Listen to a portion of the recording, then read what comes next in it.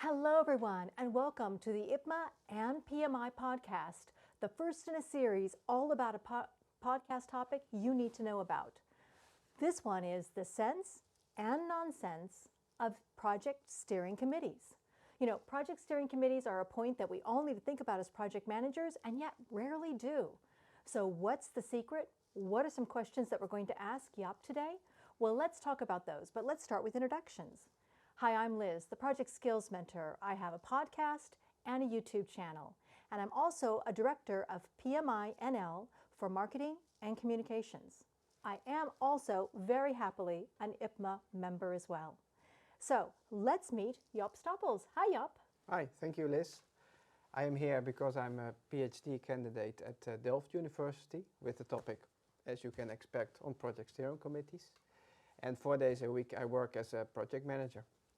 So you're someone who knows everything about it, and you've been doing a lot of research, right? You said you were on your third round of research I'm on this not sure topic? if I know everything, but yeah, it's about, I'm busy with the third round. 2 rounds are finished. It should lead to scientific papers. And now we're starting with the third one together with my colleagues. Excellent, excellent. So one of the things we want to talk about, let's just get right stuck into this. What's the point? What's the title of sense and nonsense? What is that about?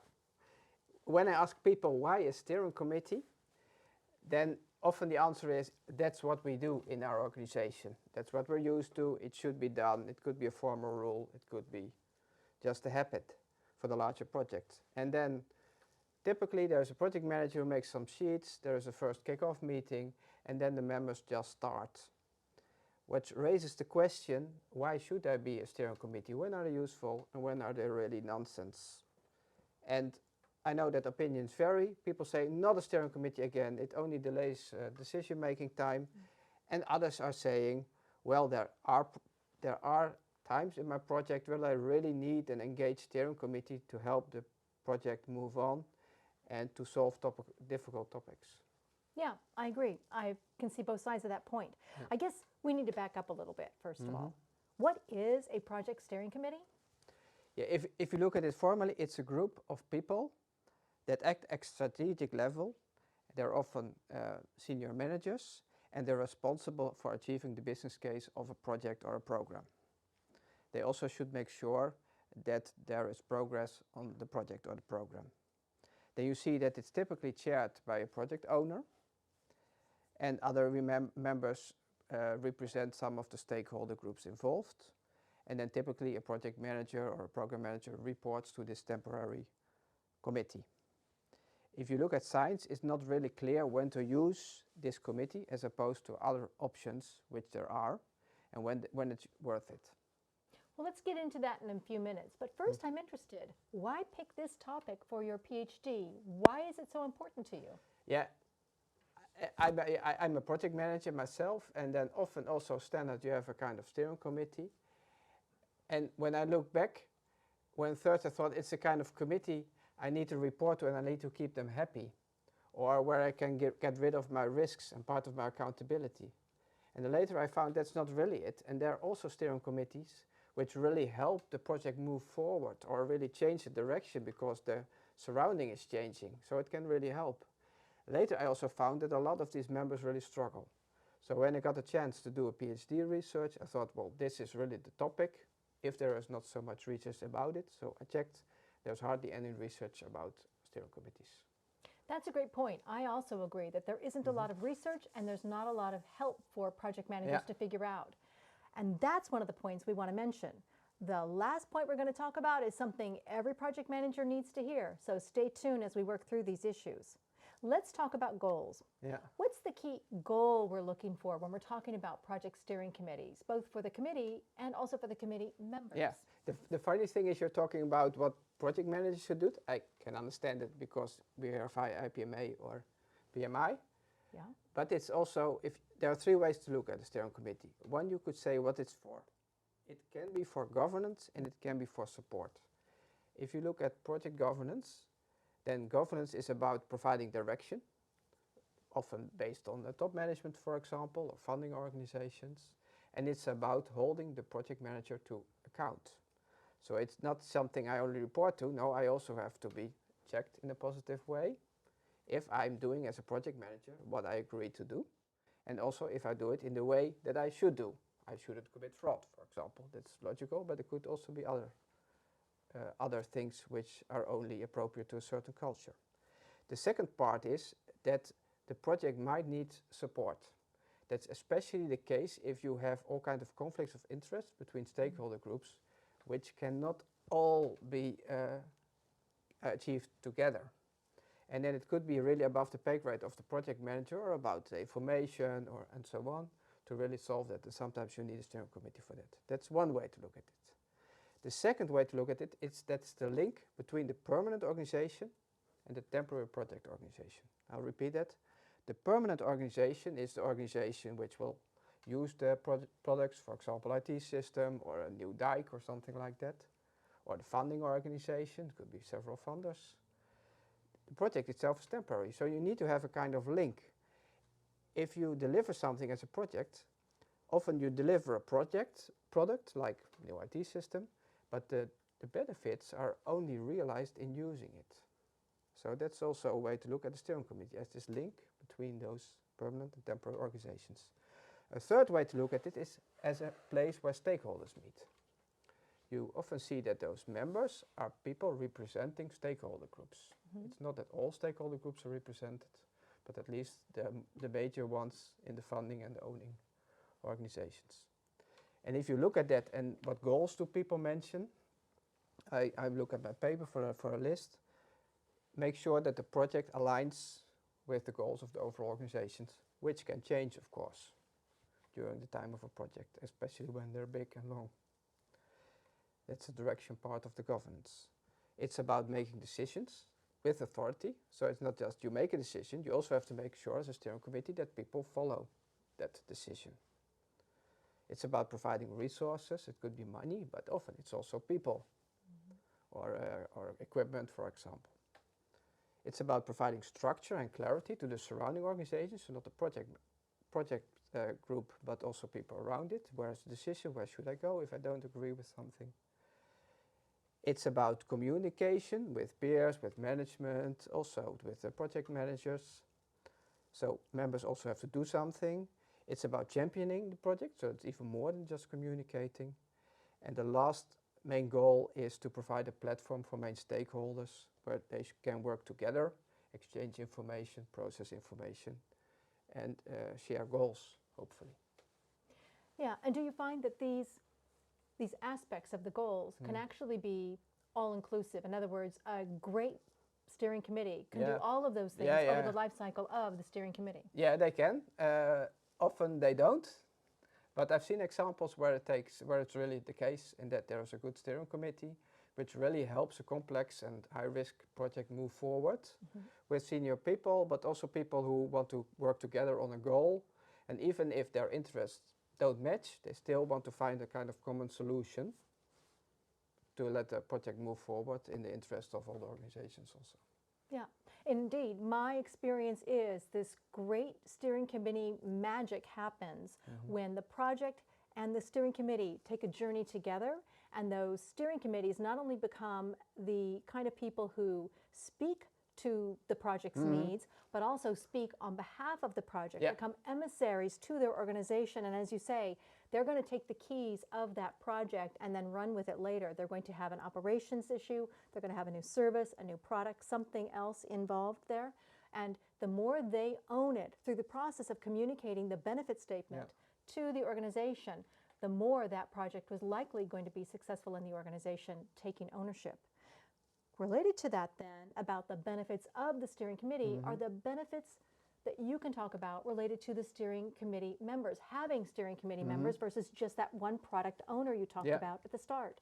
Why not just have one guy who does it all? Yeah, sometimes one guy or a woman is enough. If the complexity is limited of the project, if the risk for the funding or the owning organization is risk.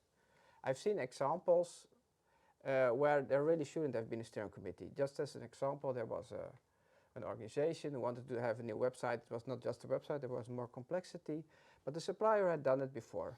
It was costly, but not that costly that if it would fail, that it would be bankruptcy of the organization. So people were doing what they're going to do. Why do you really need a steering committee then? And another example is I have a lot of experience in ERP implementations, like big software, and you have to do that together with changing processes and people and etc. You always need one, because there will be conflicts of interest. There will also be senior managers who will have to go back to the department and say, okay, this for you is a disadvantage in this area, or it's a change, but still we have to do that because for the common good. Yeah, I agree. And actually, as I've experienced also on ERP, somewhat like you, Jaap, that oftentimes big projects like ERP or creating a dike or developing some offshore thing are actually a series of projects. Yes, You're the project manager for one, but it all needs to fit together. And making all the cogs in the wheel fit together is a big reason that steering committees kind of are looking across the organization and also down at your project, not just down at your project. They're connecting all the dots together, right? Yeah, the permanent and the temporary organization, like we say, but also providing direction based on things that change. I think we'll get back to it in the next podcast. But for me, you say the project steering committee is a governance body. Then you could think that the people being there only have to do governance, providing direction and hold to account. No. In a complex project, they also need to do something, like what you said, what I would call championing the project. Do it together. That makes it strong. And it can be really challenging. And we will come back to that later also in another podcast, because there can be a conflict of interest between the responsibility that you have in your permanent function and the one you have in the steering committee. Especially when we're talking about the dike, for example. It could be, if you're an alderman for a municipality, that your council, the city council, is saying you're not allowed to do that, or you must do this and this, but it could be against the project interests. This topic is even more interesting, because then the alderman is not allowed to overrule the city council. So you have to come as a steering committee together with the project team also with a solution. It's an onion. There's lots of layers, right? So now, take us into the understanding of, do you always need a steer code? Because we talked about that briefly just now. Is one person good enough, or do you need this cast of thousands? It must be worth the effort. There are senior managers spending their time. It's useless to let them spend them time if it's not needed, and also probably they won't show up or they won't prepared. So there has to be complexity in the project which poses a risk for the organization if it fails, and there has to be complexity which needs support. If not, just report to one person or to a top management team, for example, or another management team, or in bigger organizations there might be a portfolio board for all the less risky projects.